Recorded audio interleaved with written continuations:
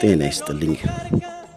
ዛሬ የማቀርብላችሁ ኢትዮጵያ በደቡብ አሜሪካ ሽብርተኝነትን አስፋፍታለች እንዲሁም ደግፋለች የሚል የቀረበባትን ክስ ነው። በአሜሪካ የማቀርብላችሁ ታሪክ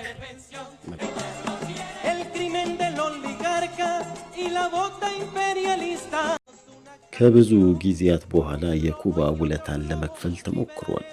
የኩባውያንን ውለታ መቼም ቢሆን ከኢትዮጵያ አብዮታውያን ልብ የሚጠፋ አይደለም። ያንን ሁሉ ርቀት አቋርጠው መጥተው የኢትዮጵያን አብዮትና የሀገሪቱን አንድነት ለማዳን ለከፈሉት መስዋዕትነት ምን ማድረግ እንደሚቻል አይታወቅም። በእርግጥ አብዮታውያን ውለታ የሚከፍሉት ሌሎችን በትግል ላይ ያሉ አብዮታውያንን፣ ጸረ ኢምፔሪያሊስቶችን፣ ጸረ ኮሎኒያሊስቶች ኃይሎችን በአጠቃላይ ከጭቆናና ከብዝበዛ ለማውጣት የሚደረጉ ትግሎችን በማገዝ ነው። ኢትዮጵያ ይህንን እያደረገች ነበር። ነገር ግን ይህ አጠቃላይ ተግባር ለኢትዮጵያ አብዮታውያን የኩባ ልዩ ውለታ የሚከፍል ሆኖ አይሰማንም። ይህ በመሆኑ ነው እንጂ ዓለም አቀፉ ጸረ ኢምፔሪያሊስቶችና ጸረ ኮሎኒያሊስት ትግል በመደገፍ ረገድ ኢትዮጵያ በተራማጁ ዓለም ዘንድ በሚገባ ትታወቃለች። ከአፍሪካ አልፋ በላቲን አሜሪካ በተለይ በኤል ሳልቫዶር የሚደረገውን ትግል ታግዝም ነበር። በኤል ሳልቫዶር ኮሚኒስት ፓርቲውና ሌሎች የግራ ኃይሎች የፍራቡንዶ ማርቲን የነጻነት ግንባር የሚል ድርጅት ፈጥረው በስልጣን ላይ ካለው ጨቋኝ አገዛዝና ስርዓት ጋር እየተጧጧፈ የሞት ሽረት ትግል እያደረጉ ነው። ከተማ ውስጥ በብዛት እየገቡ ከተማውን በከፊልም ወይንም በሙሉ እየያዙ ይዋጋሉ። ገጠሩን በብዛት ተቆጣጥረውታል። በመሆኑም ከዛሬ ነገ አገሪቱን ጠቅልለው ይይዛሉ እየተባለ ይጠበቅ ነበር። ጨቋኙ ገዢ ስርዓትም ህዝቡን የነጻነት ግንባሩ ደጋፊ ነው እያለ ያስራል፣ ያሰቃያል፣ ይፈጃል። ግንባሩ ደግሞ ድጋፍ የሚያገኘው ከኩባ ነው። መሳሪያና ጥይት የሚደርሰው በጀልባ እየተጓጓዘ በብዙ ችግር ነው። አሜሪካ ጨቋኙን መንግስት በምክርም በስልጠናም በስለላም በሁሉም መንገድ ትረዳዋለች። በዚህ ላይ ኩባን ትኮንናለች። የነጻነት ተዋጊዎቹ መሳሪያ ሲማረክ የምስራቅ ስሪት ስለሆነ ኩባ እየሰጠቻቸው ለመሆኑ እንደ ማስረጃ እያደረጉ ያቀርቡታል። ታዲያ ይህንን ለማፍረስ የኩባ መንግስት አንድ ዘዴ ቀይሶ ነበር። ይህንኑ ተግባራዊ ለማድረግ የኤል ሳልቫዶር ኮሚኒስት ፓርቲ መሪን ወደ ኢትዮጵያ እንዲመጣ ተደረገ። ልክ ካስትሮን ይመስላል። እኔ ተቀብየው ከመንግስቱ ጋር በሰፊው ተወያየ። መንግስቱ በመኖሪያ ቤቱም ጋበዘው። የተቀየሰው ስልት ኢትዮጵያ በርካታ የአሜሪካ መሳሪያ ስላላት የተወሰነውን ለኤል ሳልቫዶር ነጻነት ግንባር እንድትሰጥ ነበር። በውጊያው ላይ መሳሪያ ሲማረክ ግንባሩና ኩባ መሳሪያ ሁልጊዜ የሚገኘው ከመንግስቱ ወታደሮች በምርኮ ነው ለሚሉት መከላከያ ማስረጃ እንዲሆን ነበር። እንግዲህ የኮሚኒስት ፓርቲው ዋና ጸሐፊ የመጣው ከኢትዮጵያ አመራር ጋር ለመተዋወቅና ስለሚሰጠው መሳሪያ አይነትና ብዛት እንዲሁም በምን ሁኔታ እንደሚጓጓዝ ለመነጋገር ነበር። በተደረሰው መግባባት መሰረት መሳሪያው በመርከብ ወደ ኩባ ከዛም ወደ ኤል ሳልቫዶር ተላከ። በስራ ላይም ዋለ።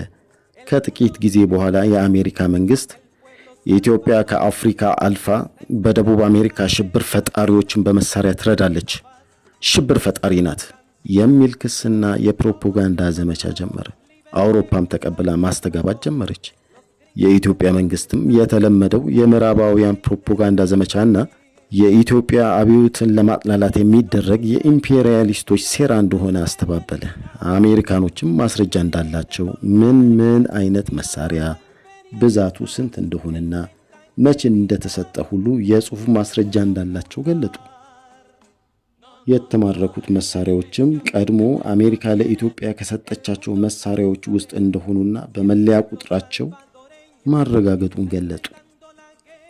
በመሆኑም ኢትዮጵያ ኮሚኒዝምንና አብዮትን ወደ አሜሪካ ክፍለ ዓለም ለማሸጋገር የምትሞክር አደገኛ አገር ስለሆነች በዚህ እኩይ ተግባሯ እንድትቀጥል መተው አይገባትም የሚል ዘለፋና ዛቻ ያዘለ መግለጫ በተደጋጋሚ አወጡ። ሁኔታው ኢትዮጵያውያንን ግራ የሚያጋባ ነበር። መረጃው እንዴት ወጣ? ወይንስ መረጃ አለን የሚሉት የውሸት ነው? ወይስ መከላከያ ሚኒስቴር ውስጥ ሰላይ ያላቸው? ይህስ ቢሆን በጽሑፍ የሰፈረ ነገር ከየት ተገኘ? ትዕዛዝ የተሰጠው በቃል ነበር። በመሆኑም መሳሪያው ለኢትዮጵያ የተሰጠ መሆኑን በቁጥር ብቻ ስላረጋገጡ መሆን አለበት ማስረጃ አለን የሚሉት ወደሚለው መደምደሚያ ደረስኩ። ይህ ሁኔታ በተፋፋመበት አካባቢ መንግስቱ የኩባን ውለታ መክፈል ባይቻል እንኳን ስሜታችንን፣ ባለውለታነታችንን ለመግለጽ አንድ ነገር ማድረግ አለብን የሚል ሐሳብ አቀረበ። ስለዚህም የኢትዮጵያ ሰራዊት እንደተሸለመው ሁሉ ወደ ኢትዮጵያ ለዘመቱ ኩባውያንም የሜዳሊያ ሽልማት፣ ለሟች ቤተሰቦች ደግሞ የመታሰቢያ ስጦታ እዚያው ድረስ በመሄድ እንዲሰጥ ተወሰነ። ጉዳዩ ለኪዩባ መንግስት ተገልጦ ሜዳሊያዎቹና ስጦታዎቹም ተዘጋጅተው በመንግስቱ የሚመራ ቡድን ወደ ኪዩባ ተላከ። እኔ ጓድ አዲስ ተድላ ከመከላከያ ኮሚቴ፣ ኮሎኔል መስፍን ገብረቃል ከመከላከያ ሚኒስቴር በቡድኑ ውስጥ ነበር። ኩባ በደረስን ወቅት ጉዳዩን ፊደል ካስትሮ አንስተው ይህንን አጫወቱን። የኤልሳልቫዶር ኮሚኒስት ፓርቲ ዋና ጸሐፊ ብዙ ሶሻሊስት ሀገሮችን ኢትዮጵያንም ጎብኝቶ ሲመለስ ታሞ ነበር። በቀጥታ ወደ አገሩ በመመለስ ፈንታ ለሕክምና ወደ ኪዩባ መጣ።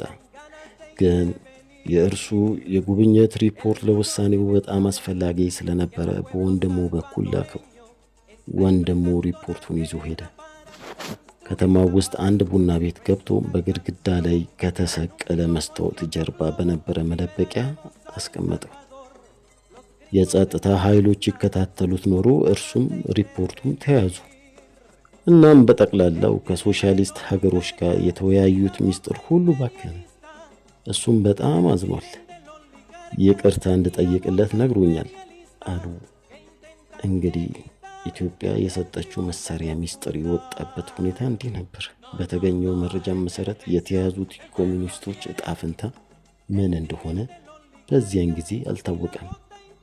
ይህን ጽሑፍ ያካፈልኳችሁ ሌፍትናንት ኮሎኔል ብርሃኑ ባየ ካዘጋጁት ያልታሰበው የህይወቴ ፈታኝ ጉዞ